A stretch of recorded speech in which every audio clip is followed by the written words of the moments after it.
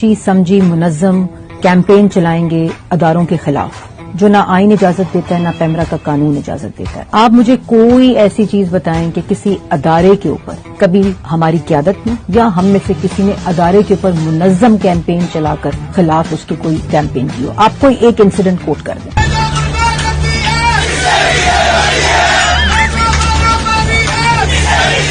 یا ہم میں سے کسی نے ادارے کے اوپر منظم کیمپین چلا کر خلاف اس کی کوئی کیمپین کی ہو۔ آپ کوئی ایک انسیڈنٹ کوٹ کر دیں۔ باجوہ صاحب، آپ کو 2018 الیکشن میں عوام کے مینڈیٹ کی چوری کا حساب دینا ہے، اس لیے تو میں ان کرداروں کا نام لیتا ہوں۔ جنرل باجوہ صاحب، آپ کو اس حکومت کی تمام ناکامیوں کا حساب دینا ہے۔ جنرل فیض صاحب، کیوں آپ نے نواز شریف اور اس کی بیٹی مریم نواز کو جیل میں رکھنے کی درخواست کی؟ آپ کوئی ایک انسیڈنٹ کوٹ کر دیں۔ برباد کر چکا ہوں اس پاکستان کو، تباہ کر دیا اس پاکستان کو، لہو لہان کر دیا پاکستان کو، خراب کریں یہ فوج کے جنرل نواز شریف، آپ پاکستان تم ٹھیک کرو۔ آپ کوئی ایک انسیڈنٹ کوٹ کر دیں۔ دفاع کے لیے 250 ارب رکھا گیا ہے، یہ پوری امپیونٹی کے ساتھ اپنا سینہ چوڑا کر کے ڈیفنس بجٹ کو کلیم کر رہے ہیں اور مانگ رہے ہیں قوم سے۔ کام کی ہڈیوں سے گوشت تک جو ہے انہوں نے نچوڑ لیا ہے۔ آپ کوئی ایک انسیڈنٹ کوٹ کر دیں۔ ابھی نندن کی کیا بات کرتے ہیں؟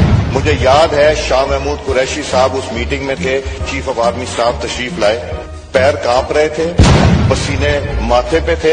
آپ کوئی ایک انسیڈنٹ کوٹ کر دیں۔ فوجی جرنیل جو شب خون مارتے ہیں، جو مارشل لا لگاتے ہیں، یہ کون ہے؟ کیوں کارگل کا ایک شوشہ چھوڑتے ہیں؟ مشرقی پاکستان ٹوٹا تو کون پاکستان کا حکمران تھا؟ فوجی ٹولہ۔